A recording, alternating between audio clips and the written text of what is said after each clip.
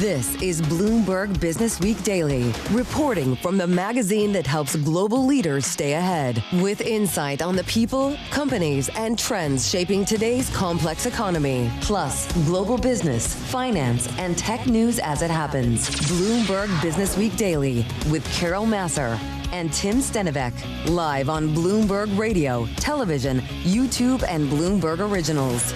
And a very good afternoon, everybody. Live from Bloomberg headquarters in New York City. Carol Massar, Tim Stenovec. I got to say, I've got 4 or 5 screens, maybe 6 up. I'm not quite sure where to start. Should we start with Figma? Let's go there. It's the red headline. Hey, Figma shares finally have started trading. They were up 158% in their trading debut. They reached as high as 183%. But Carol, just moments ago, it's halted due to volatility.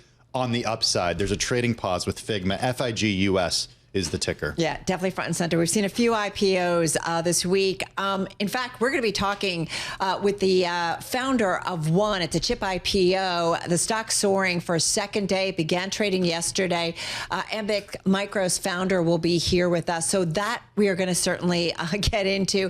And listen, we got to talk about the Mag 7, right, Tim? Because we're seeing some outperformance. Not every name is higher, but Meta and Microsoft certainly are. Yeah, that's on our radar from yesterday and in today's trade. But after the bell today, we're hearing from, of course, Alphabet. No, not Alphabet. Did I say Alphabet? That's okay. Yeah, that was Apple last and week. Amazon. Oh my gosh. I know. Apple and Amazon. A lot. The final 2 of the Mag 7, except for NVIDIA, that we got, in a few weeks. Yeah, we're watching them all, though, because they are such an engine behind some of the moves that we tend to see in the market. We're also going to keep an eye on what's going on with trade. We did see White House spokesperson Caroline Leavitt saying that President Trump will sign an executive order on trade later today. That order to have to do with logistics on tariffs. At the same time, she mentioned that the U.S. Treasury Secretary Scott Bessent and U.S. Trade Representative Jameson Greer continuing talks with their Chinese counterparts. So, is it Friday yet? No, it's not even close. And by the way, it's really dark outside because it's going to start pouring any minute. All right, all that and more over the next hour. By the way, Figma opened at $85. 33 was that IPO price. We're going to continue to cover this throughout the hour right here on Bloomberg Businessweek Daily, though. First up, a day's check of the day's trade and top business stories. Here she is, Amy Morris, in for Charlie Pellet. Hey, Amy. All right, thank you, Tim. Yeah, trading halt for design software maker Figma. Backers raised $1.2 billion in an initial public offering, pricing its shares above the marketed range. Shares opened around $85, but right now the trading has been halted. President Trump signed 17 letters to the CEOs of pharmaceutical companies, calling on them to take action within the next 60 days to lower drug prices. S&P Pharmaceuticals Index now down more than 1% to a session low. We do check markets for you all day long here at Bloomberg. The S&P 500, little changed on the downside. NASDAQ is up 0.2%. The Dow is now down 0.3%. The 10-year Treasury yield at 4.34% and the 2-year yield at 3.94%. Microsoft reached a $4 trillion market capitalization after reporting quarterly earnings that beat Wall Street expectations, reporting better than expected growth in its cloud business. Microsoft shares now more than 4% higher. eBay shares jumped after the company projected sales topping analyst estimates, suggesting optimism for continued consumer resilience at a time of shifting U.S. tariff proposals. Shares of eBay right now 19% higher.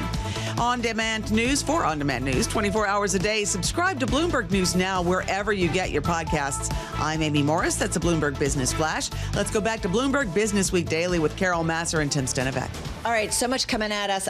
Amy Morris, thank you so much with the rundown. Hey, yeah, one day after the Fed decision, one day before the closely watched monthly jobs report, and it's a day when we got, Tim, a bunch of data that showed stubborn inflation and weaker than expected personal spending. Bloomberg TV and radio international economics and policy correspondent Michael McKee is with us right now. He joins us right here in the Bloomberg Business Week studio.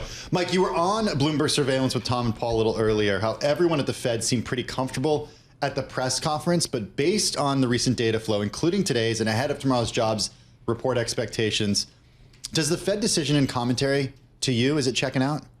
Yeah. I mean, I think in a word, yeah. The data today, yeah. I mean, when did you become a man of so few words? I thought you were asking me in here to talk about the Major League Baseball trade deadline today. We may get to it. That would be just answering your own questions because I have no idea what you're talking about. But the data we got today basically makes Powell's case. The case that he was making yesterday was that we don't know what's going to happen with inflation because the president's taken so long to get this stuff going, and now we're finally going to start getting it, theoretically, tomorrow, and it will take a while to get into the economy. And we also don't know what this will do to the economy, except that right now the economy looks fairly solid and the labor market looks fairly solid. And that was all kind of reinforced by the data we got today. The inflation data rose, and it doesn't look good. And, you know, if we still have this kind of news coming in September, it's bad for the idea of a rate cut. But it's not going out of control, and it's based on some things that are not tariff related. You look at the initial jobless claims numbers, they don't move, and you know, it's not like companies are firing people, so they may not be hiring. We'll find out tomorrow, but they may not be firing. Incomes went up okay, wages were low, but the employment cost index showed a big gain in wages, and spending rebounds. It wasn't a huge amount of spending, but it was up from what we saw. So overall, we're doing okay. Yeah. Right? As the U.S. economy. How much of this did Jay Powell and the Fed have? None. Okay. So so pretty good. No, they Jay had Powell they and had company, right? they had the GDP report, as we all did yesterday, but they would not have gotten anything by the time of that meeting. It was such a fascinating meeting, and I don't know. I know we're not supposed to have opinions on things, but it felt like that was a Fed chair being a Fed chair in terms of really looking at the data, thinking about the mandate. And I know there was two dissenters, and I don't know, some people said that maybe that was political. Some said Jay Powell was being political. But what you are saying is, based on the data, all of this made sense. But how do you kind of roll in the two dissenters? Because that was, the first time we saw that in more than 30 years. Yeah, there could be politics to it. But they were appointed, right, by the President Trump. And politics in the sense that they want to express their dissatisfaction with the direction that it's going right now, so perhaps they're considered or politics in the sense that Chris Waller would like to be Fed chair. Okay, that's what I was getting at. Yeah, I mean, and he would tell you he'd like to be Fed chair, but he would also argue that he's not making the case, the dissent case, because of that. And his dissent case that he laid out a couple of weeks ago was very well reasoned, and it makes a lot of economic sense. And there's, I mean, you have to make certain assumptions that the rest of the Fed about the progress of the economy, the rest of the Fed disagreed with, but it wasn't like wildly Trumpish. You know, it was a well-reasoned thing. And so, because it was that, and because Waller has the personality he has and gets along with all these people and is very well respected as an economist, I think they just put that aside, and the rest of the open market committee, and they say, okay, that's a good argument. We don't necessarily agree, but you did a good job of explaining yourself, and nobody's taking it personally, and nobody's looking at it as any kind of attack on Chairman Powell.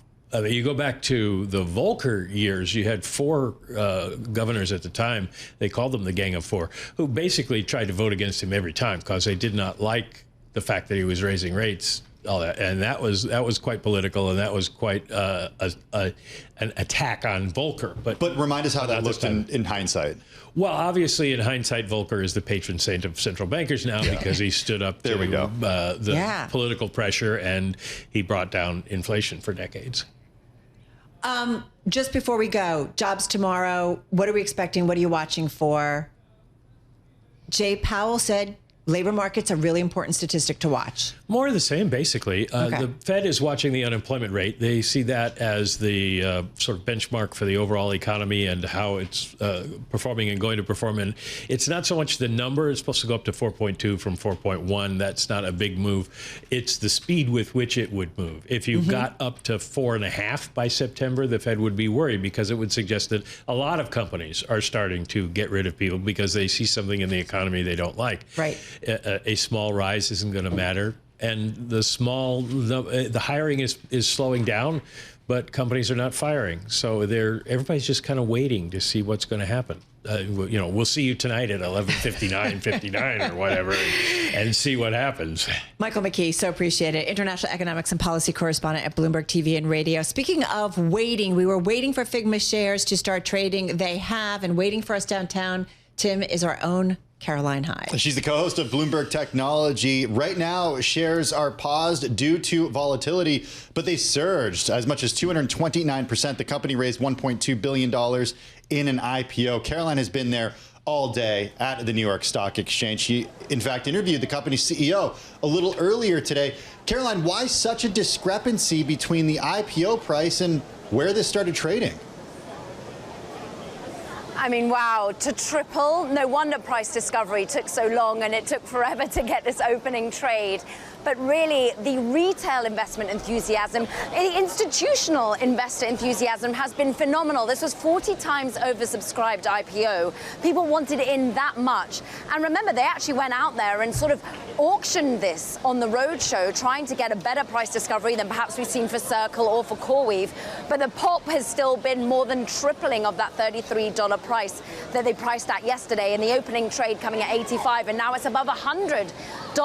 People trying to wrap their head around the opportunity of this design software company. This is all about designers, says the CEO, Dylan Field.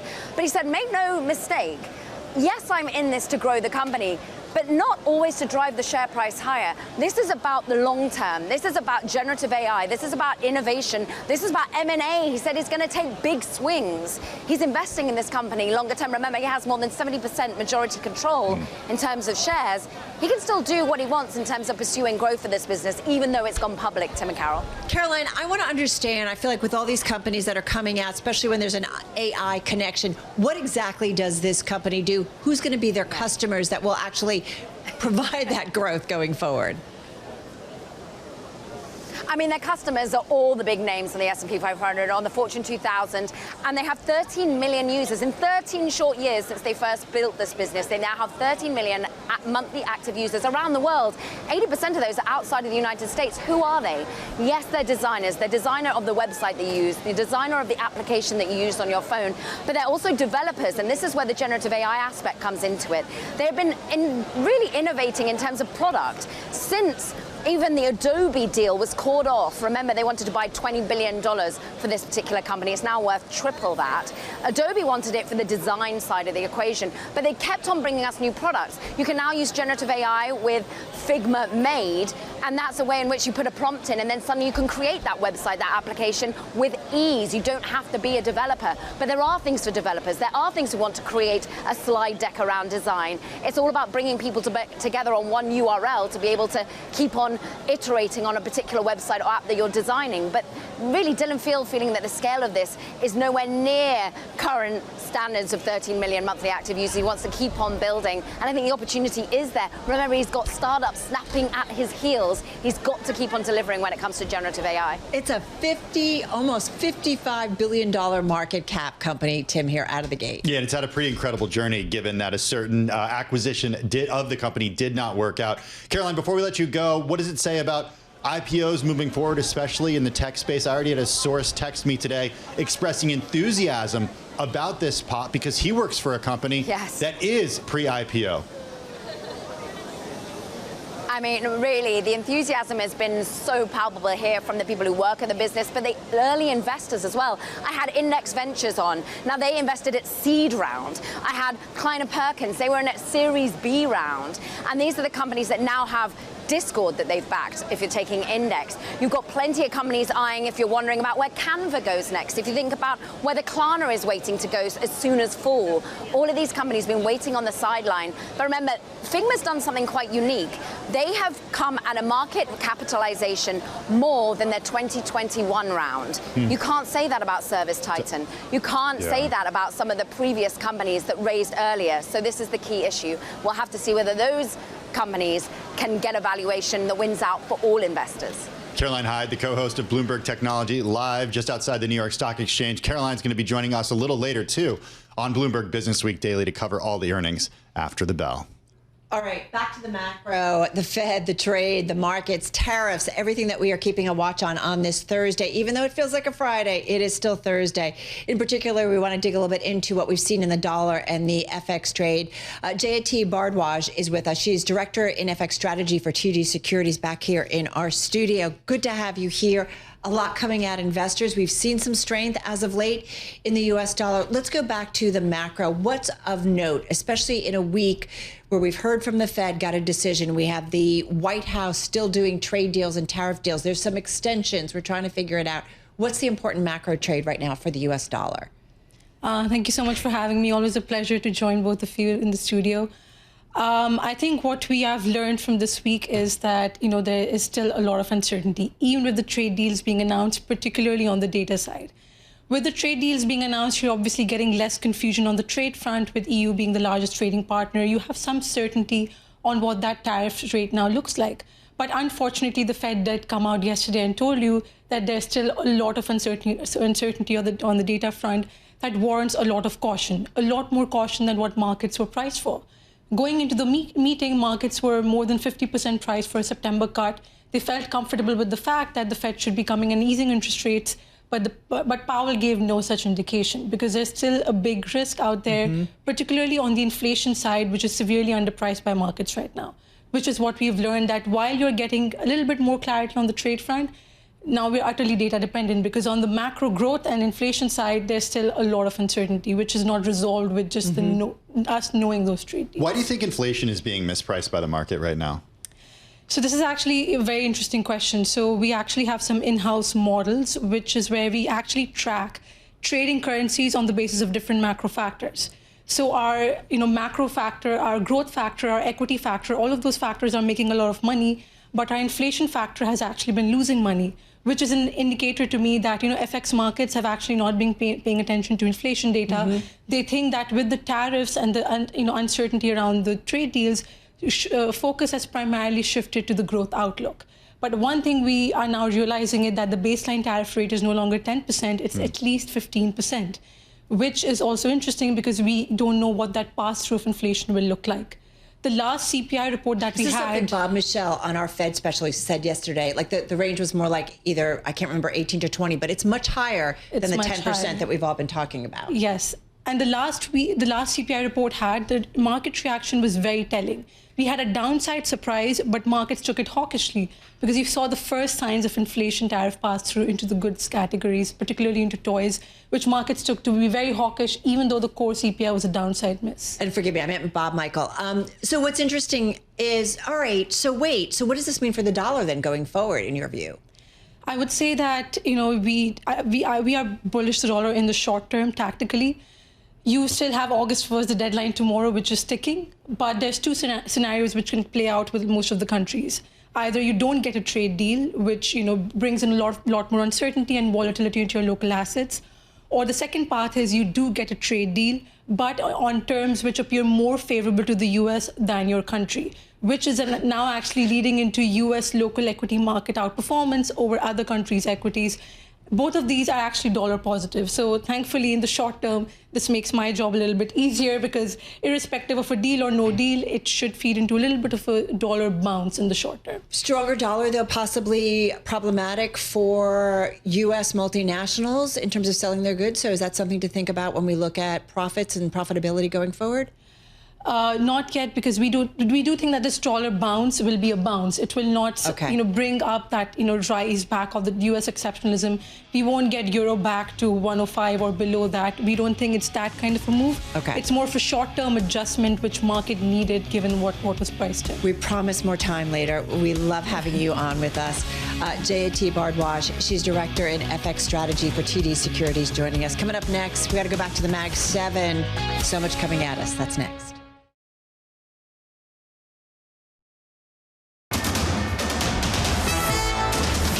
It's 2 2:21 on Wall Street. I'm Amy Morris. The S&P 500 wiped out an advance that had reached 1% ahead of the jobs report and President Trump's tariff deadline. We check markets for you all day long here at Bloomberg. The S&P 500 now down 0.1%. NASDAQ little changed on the upside. The Dow is down 0.4%. The 10-year Treasury yield at 4.36%. The 2-year yield at 3.94%.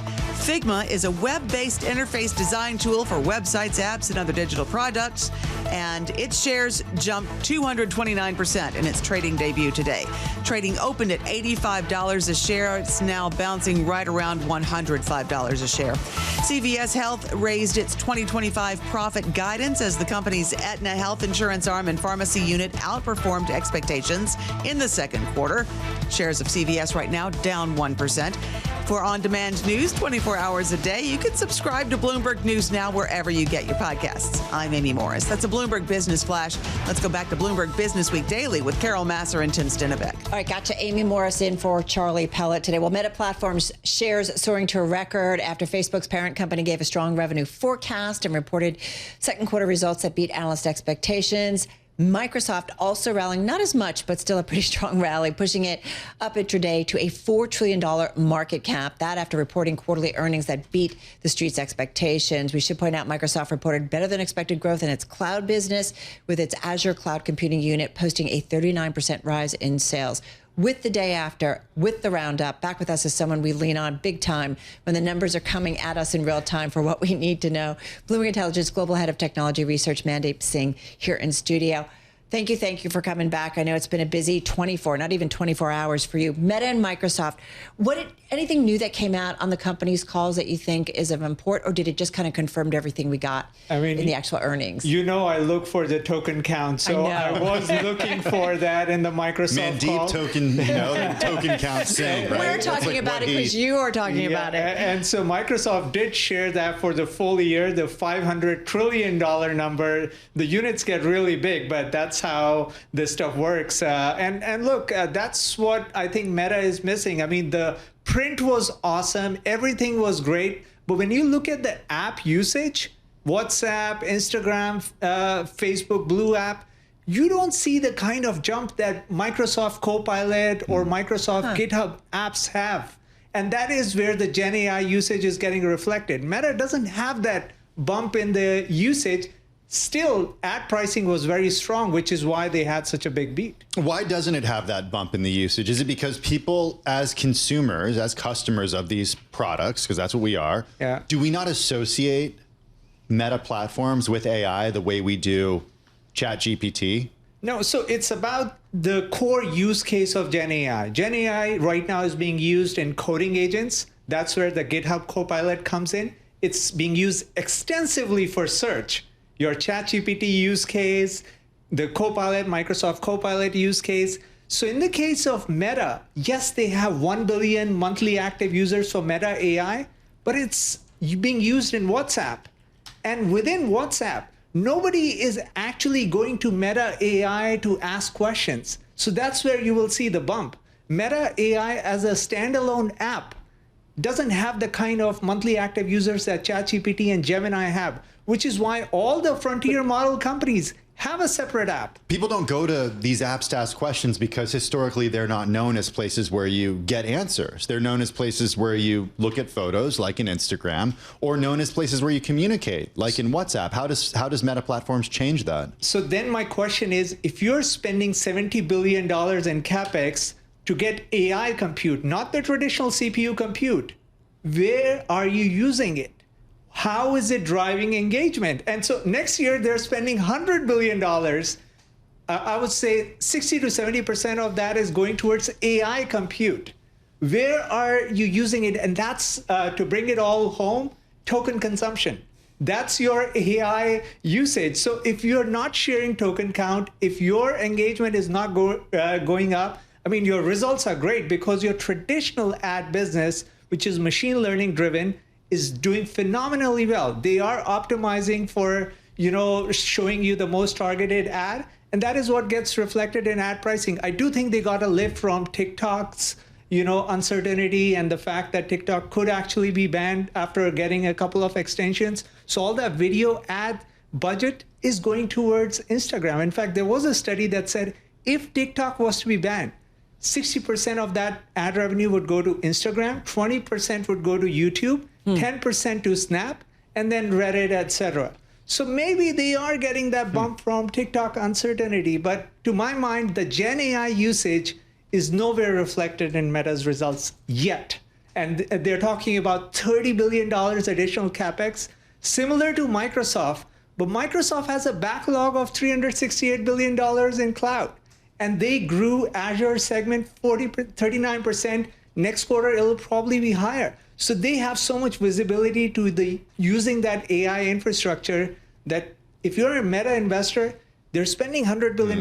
But you don't have that visibility. How are they going to monetize it? So wait, so help me out. So the stock's up almost 12% as we speak, pretty much at its highs of the session. It's up almost now 33% year to date. So are investors maybe getting a little overenthusiastic about the AI impact to Meta? So yesterday, Mark Zuckerberg in the morning put out this blog post about personalized superintelligence. What he's saying is this AI will improve on its own. So you don't even have to keep training it on open internet data. The AI that they are looking to build and deploy will be a lot more personalized AI that can learn about your habits, that you can use in your day-to-day tasks, which, again, to me, it's no different from what They also talked about the metaverse at one point. No, but is that, like you keep saying that the other guy, that so much is kind of in-house, right? Used? Like, I'm just trying to understand, like, are investors getting this wrong, Mandeep? Not wrong, because their core business is so strong that they can afford to invest in infrastructure. And it's a good thing they have pivoted from metaverse to AI. So having this infrastructure alleviates any sort of constraints they may have on the compute side. I mean, Microsoft called out how they are supply constrained still. Right. So imagine if Meta was to use public clouds, they would be supply constrained. They can't even find the compute. So at least from that perspective, they have all the compute available to deploy. Question is, what are they deploying and where will the engagement show up? Because it's not showing in their family of apps, and they don't have a standalone app like a Gemini. Like Google showed that engagement in AI overviews. They showed that in the Gemini app. I don't see that in the Meta family of apps. Could it come? It could come, yes. That's why they have poached all these smart researchers, and they're paying them 100 million plus salaries. So the hope is it will come, and that's why I think investors are buying into it for that hope that they have assembled a great team. Maybe it will come in next 2 quarters. Okay. Well, in the meantime, investors certainly liking it. Shares of Meta are up about 12% as we speak. And Mandeep, of course, also talking about Microsoft. That stock's up about 4%. Mandeep, thank you so much. Bloomberg Intelligence Global Head of Technology Research, Mandeep Singh, here in studio. Hey, now to the other big tech on our radar today. That would be Amazon and Apple reporting after the close. Let's bring in Bloomberg News Managing Editor for Global Consumer Tech, Mark Gurman. He joins us from our Bloomberg News Bureau in Los Angeles. Mark, the expectation today when Apple reports tariffs are going to be front and center. Will we get an update on the effect that tariffs have on Apple? For sure. That's going to be a large part of the conversation. I anticipate during the March quarter, Apple said that they are anticipating a $900 million, so a sub $1 billion headwind because of tariffs in this June period. So we'll get an update on that. But overall, this is going to probably be a muted earnings report. I'm not anticipating a lot of fireworks. I'm mostly interested in the post-game commentary. I really want analysts to be asking, if you're watching this, analyst, here's what you need to ask. Definitely ask Tim Cook about succession. Definitely, put him on the fire regarding artificial intelligence, and definitely see what he has to say about his relationship with Donald Trump, and if that's going to come into place here to help them in the coming quarters with tariffs, because that's when the real impact is supposed to take place. We talked with Laura Martin of Needham, and we're going to actually talk with her tomorrow. And she's talked about that maybe it isn't Tim Cook that needs to be at the company and leading them forward kind of for their next era. She joins Walt Piecyk over at Lightshed as well. Yeah, not alone. Not alone. Is it time for a new leader at Apple? There's a difference between if there should be a new leader at Apple and if there will be a new leader at Apple. And I'm in the business of telling our viewers what the reality is, what's actually going to happen, right? And what's actually going to happen is that Tim Cook is going to be the CEO of Apple for as long as he wants to be the CEO of Apple. And I anticipate that to probably be 3 to 5 more years, maybe 7 more years. I think he's going to be running that company for a very long time to come. I'm not anticipating any imminent change to who the CEO of Apple is. Right? There are a number of reasons for that. They're putting the design team under Tim Cook in just 6 months from now. If there was anything imminent related to a CEO change, they'd be putting the design team under who that next CEO is going to be. Tim Cook is probably going to end up becoming chairman of the board of Apple in the next year or two. Their current chairman, Arthur Levinson, is at that required 75 years old retirement age for being a board member at Apple. So you'll likely see that shift to Cook. That's something that Satya Nadella has done at Microsoft. He has both roles. Obviously, Mark Zuckerberg is a founder, but he has both roles. Given that Apple stock is up 1,500% since Tim Cook became CEO back in 2011, given that there was not certainty over how Apple would do in the post-Steve Jobs era, I think Tim Cook has bought a lot of goodwill with the one group of people that matters when it comes to CEO, right? The board of directors essentially has one job: to hire and fire the CEO. And I don't anticipate them firing Tim Cook. Okay, we've talked succession. We've talked potential impact of tariffs. Mark, you know where I'm going now, and that's artificial intelligence. Are we going to get color from Tim Cook or anyone on the call about the AI strategy? I know there are a lot of questions about it. Well, I can tell you exactly what he's going to say. He's going to defend the strategy. He's going to say that they've got new features coming, that they're working hard on it. They're starting to figure things out. They're not too worried about it. Maybe he thinks AI models are going to become commoditized in the coming years anyways. So it doesn't matter how much these companies are throwing at it, because everyone is going to have access to the same technology in the not too distant future anyways. So he'll pitch an upbeat message there too. Is he right? I mean, or is that just sour grapes and being behind? I mean, Apple just lost, its 4th AI researcher in a month to Meta. Yeah, there's the reality of what's actually going on behind the scenes, which is a disaster. And there's also the reality of what Tim Cook is going to portray today, which is that everything is fine, right? And so, the real juice is that they're losing people, they're bleeding talent, their AI models are behind the competition, they're not investing as much as the competition, their Siri features are still several months behind, and the overall Apple Intelligence product is a laggard in the industry. Then there's the other reality of sitting in this chair today, do consumers actually care? Right? And I think that right now consumers don't care. People are not going to stop buying iPhones because they're behind in AI. But talking about 2 to 3 years from now, yes, it's going to be a real problem. But you have to remember, are these models going to become commoditized in that same period of time or not? And is 2 to 3 years enough time for Apple to catch up?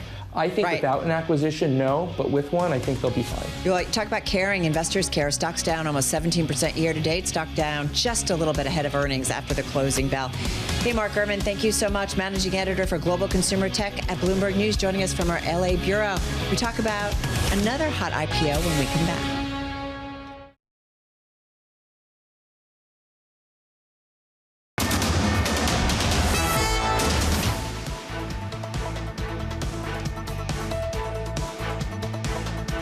CEOs of pharmaceutical companies calling on them to take action to lower prices for Americans within the next 60 days. S&P Pharmaceuticals Index down more than 2% now, and that dragged stocks lower.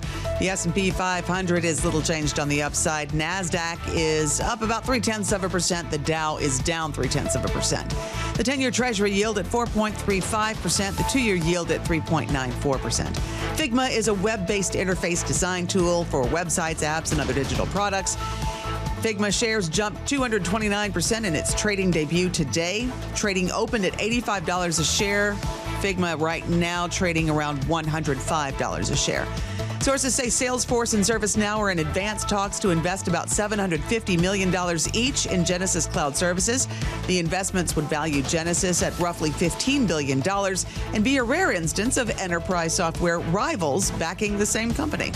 For on-demand news 24 hours a day, subscribe to Bloomberg News Now wherever you get your podcasts. I'm Amy Morris. That's Bloomberg Business Flash. Let's go back to Bloomberg Businessweek Daily with Carol Massar and Tim Stenovec. All right. Thank you so much. Amy Morris in for Charlie. Well, another IPO today. Of course, we've talked about the VC-backed Figma.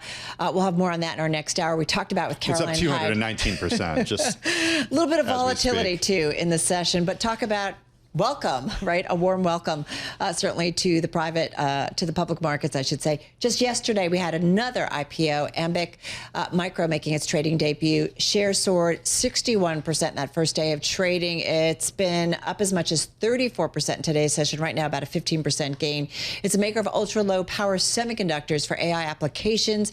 It did raise $96 million in that upsized IPO. So let's get into it. The technology, the business, the outlook. With us in studio, Scott Hanson. He's the founder and chief technology officer of Ambiq. And as we said, joining us here at Bloomberg headquarters.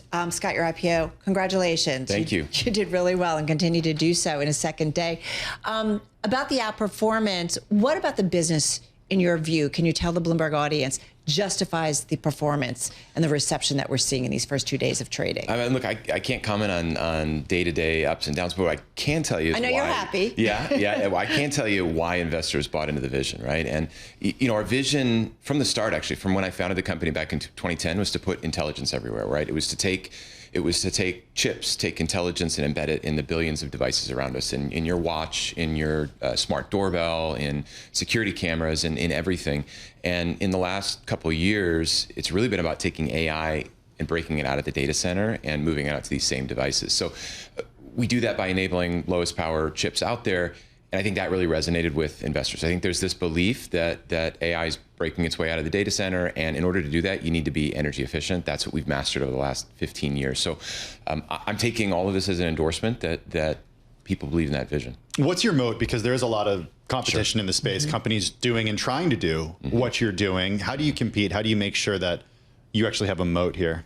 So actually, the company was founded out of the University of Michigan. So I did my PhD work there. We invented a bunch of technology that is now central to Ambiq. We've got a circuit platform that allows us to build chips that are 2 to 5 times more efficient than what's out there. We brand that as SPOT, sub-threshold power optimized technology. We could spend the next 2 hours talking about it. I won't bore you with that, but really differentiated and unique platform, patent protected, growing all the time. And what's really exciting is we now have a bunch more money to go fund the ongoing development of that. What I'm curious about, and we talk about the semiconductor space all the time. There's a lot lopped into semis, and there's different kinds of chips, different types of chip companies. What is it that makes your AI chips different from what we're getting from the NVIDIAs of the world, the Intels of the world? Most of those companies are thinking when they think about power, they think about watts and kilowatts, right? Watts and thousands of watts.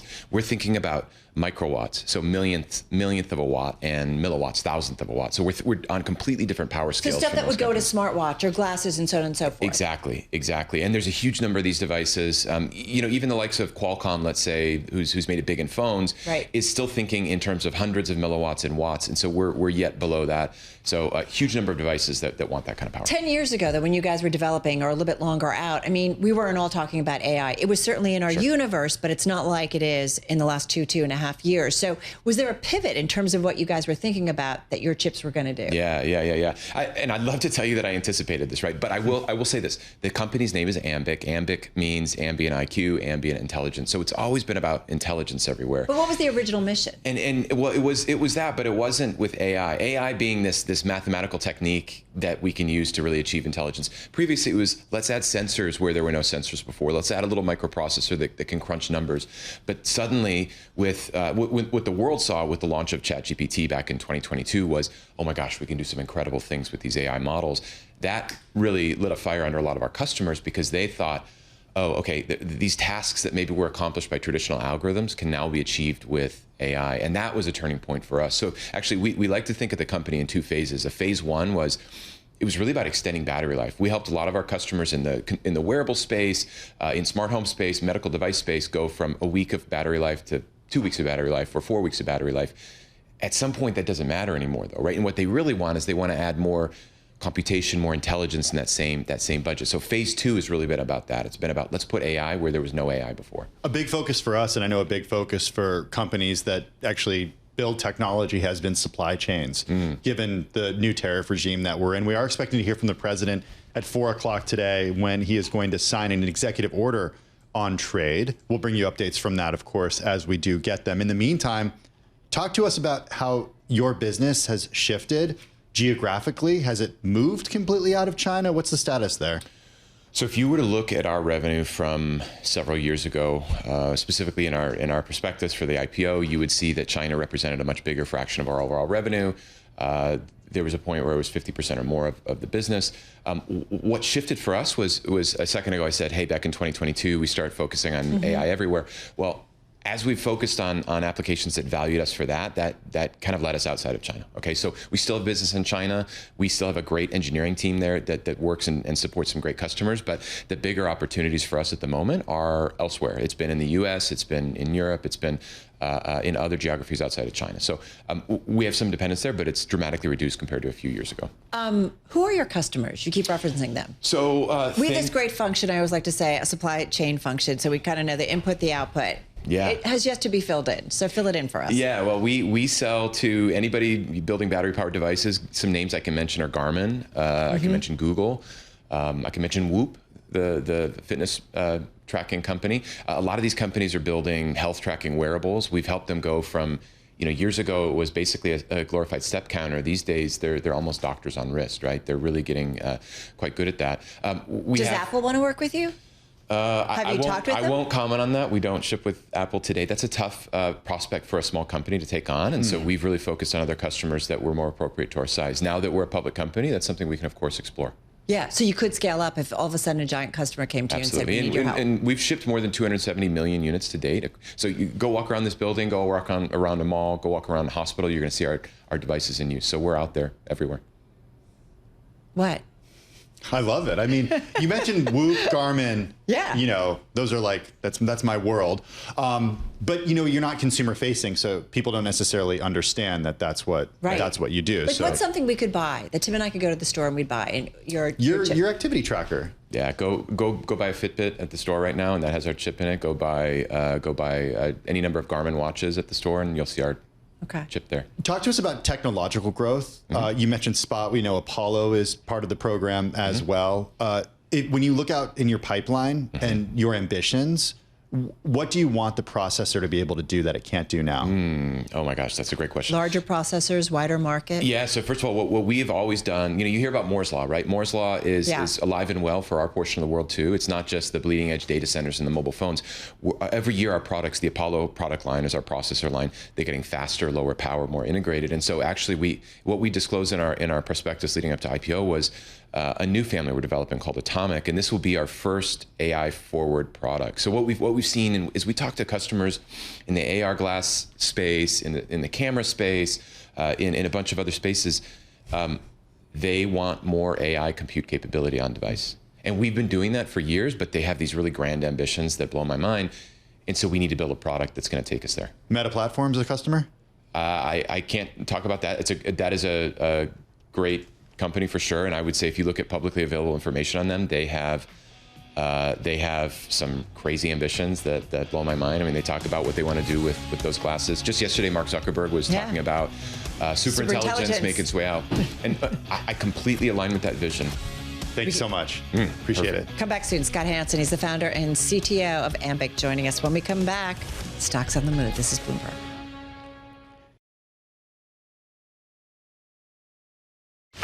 This is Bloomberg Businessweek Daily with Carol Massar and Tim Stenovec on Bloomberg Radio and Television.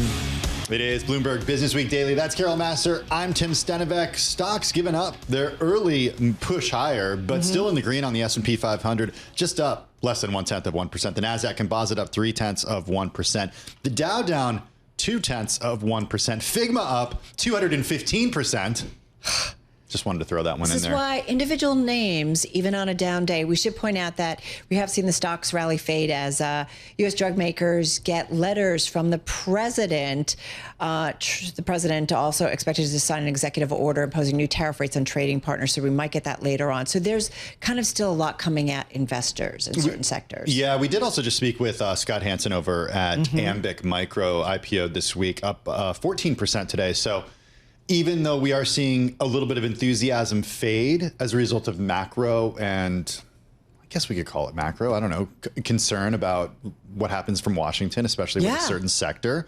We're seeing some real excitement with names that have debuted this week. Yeah, this is why you've got to kind of look into the particulars. I just want to take a look at pharmaceuticals, because if I look at the S&P 500, 1,500 pharmaceutical super composite, it's down about 2.2% here. And this has to do with the President Trump, of course, demanding drug makers to slash U.S. prices. So once again, we see some pressure on the sector. I'm Carol Massar, along with Tim Stenovec. Let's get, though, to some particular stocks on the move. With us is Bloomberg News cross-asset reporter Denitsa Tsekova. Meta. Got to talk about Meta. It is just soaring. It's unbelievable. It's incredible. Gains are fading, but definitely Meta is holding. Of course, the ticker is META. It's up nearly 12%. We saw so many of the names that were up kind of felt a lot of pressure, but Meta is still soaring. It crushed expectations. Of course, it's coming off the earnings report. There was so much excitement. There were so many upgrades. I cannot even keep up with the numbers. We have JP Morgan, we have HSBC, and we're not talking about like a small price target upgrade. Like HSBC upgraded from $610 to $900. So things are moving very fast. Obviously, we had good reports from Microsoft. It hit $4 trillion for some time. So incredible optimism there. Of course, all those big tech companies, including Meta, including Microsoft, they're relying on their legacy businesses to fund their pursuits of AI, and that's paying off. But also operating margins rose to 43% in Meta. So we're seeing some profitability. It's not just about AI spending, and it's paying off. The company is up 33% year to date. Incredible, right? It's unbelievable. Rosenblatt Securities, I looked at some of the, what the analyst price targets were. Rosenblatt Securities has the street high, according to Bloomberg data, of $1,086 a share, and Meta right now at around $777 a share. It's just off and running. It looks like investors at this point are supporting the increase in spend on CapEx, the paying big money for that AI talent, and then also all the investments that they're making in AI. Even though, as Mandeep Singh of Bloomberg Intelligence has explained, we're still not necessarily seeing the results of that spend at this point. For sure. It's just the beginning, but they're happy to pay up.